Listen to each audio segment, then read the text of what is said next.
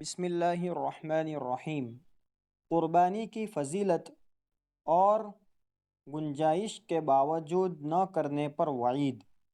سوال: قربانی کرنے کی کیا فضیلت ہے؟ قربانی نہ کرنے پر کیا وعید ہے؟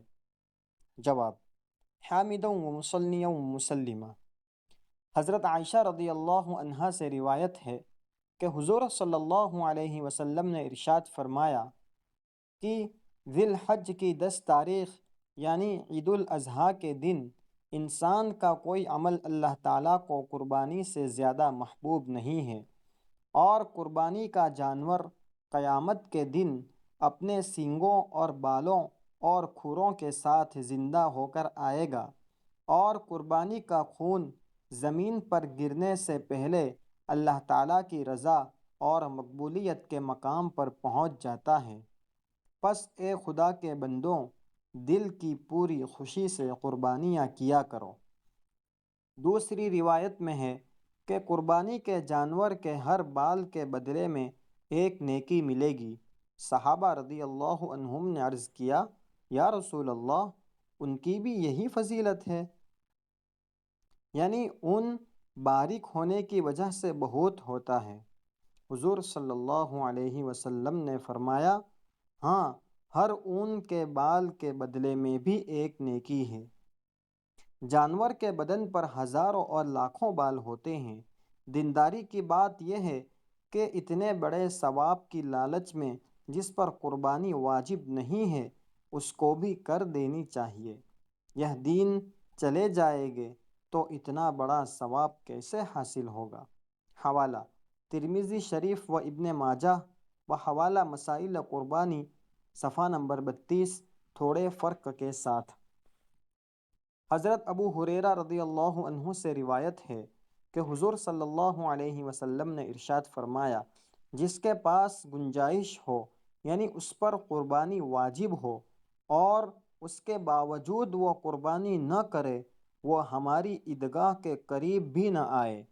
یعنی اس نے نفرت اور ناراضگی کا اظہار ہے۔ عیدگاہ کے اندر تو کیا آنے کے لائق ہوتا، عیدگاہ کے قریب بھی نہ پھٹکے۔ اس کا کیا منہ ہے کہ عید منانے کے لیے آئے اور اللہ کے بندوں کی خوشی میں شریک ہو۔ حوالہ: بیہقی مسائل قربانی، صفحہ نمبر 31۔ فائدہ: جو شخص شریعت کے نصاب کا مالک ہو اس پر قربانی واجب ہے۔ اگر وہ قربانی نہیں کرے گا تو وہ سخت گنہگار ہوگا۔ ذکر کی گئی حدیث میں رسول اللہ صلی اللہ علیہ وسلم نے ایسے شخص پر ناراضگی کا اظہار فرمایا ہے۔ حقیقت میں عیدگاہ صرف نماز ادا کرنے کی جگہ نہیں ہے، بلکہ مومن بندہ جب اللہ کے حکموں کی اطاعت کرتا ہے اور نبی صلی اللہ علیہ وسلم کی تعلیمات کے مطابق اپنی زندگی گزارتا ہے تو وہ اس حال میں ہوتا ہے کہ اس کے گناہ معاف کر دیے جاتے ہیں۔ اگر اس نے اللہ کے حکموں کی پرواہ نہیں کی اور قربانی جیسی اہم عبادت کو چھوڑ دیا تو ایسا سمجھو کہ وہ اپنے گناہوں کی معافی کا طالب ہی نہیں ہے۔ ایسے میں اسے عیدگاہ آنے کی کیا ضرورت ہے؟ ایسا آدمی عیدگاہ میں آئے، یہ رسول اللہ صلی اللہ علیہ وسلم کو پسند نہیں۔ حقیقت میں عید ان کی ہے جو فرما بردار اور اطاعت گزار ہے۔ اس لیے آپ صلی اللہ علیہ وسلم نے ناراضگی کے انداز میں فرمایا: ایسا شخص ہماری عیدگاہ میں نہ آئے۔ ایسا شخص کسی قابل نہیں کہ اس کے گناہ معاف ہو اور اس کی نماز قبول ہو، کیونکہ مالداری کے باوجود قربانی نہ کرنے کی وجہ سے وہ اللہ تعالیٰ کی رحمت سے محروم ہوتا ہے۔ اس لیے ایسے آدمی کے لیے عیدگاہ میں آنا یا نہ آنا برابر ہے۔ عیدگاہ میں داخل ہونے کے باوجود وہ رحمت اور مغفرت سے محروم ہی رہے گا۔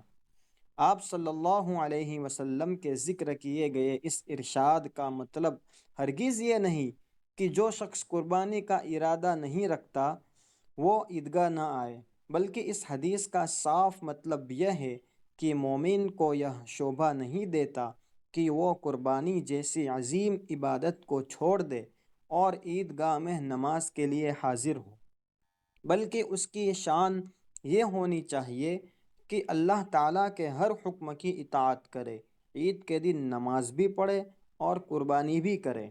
یعنی آپ صلی اللہ علیہ وسلم کا یہ ارشاد ایک طرح کی جھڑکی، ڈانٹ ڈپٹ اور دھمکی کے انداز میں ہے۔ واللہ اعلم بالصواب۔ مفتی عمران اسماعیل میمن حنفی، استاد دارالعلوم رامپورہ سورت، گجرات، انڈیا۔ اس جیسے مسائل کو حاصل کرنے کے لیے ہمارے اس چینل کو سبسکرائب کریں اور زیادہ سے زیادہ لوگوں کو شیئر کریں۔ السلام علیکم ورحمۃ اللہ وبرکاتہ۔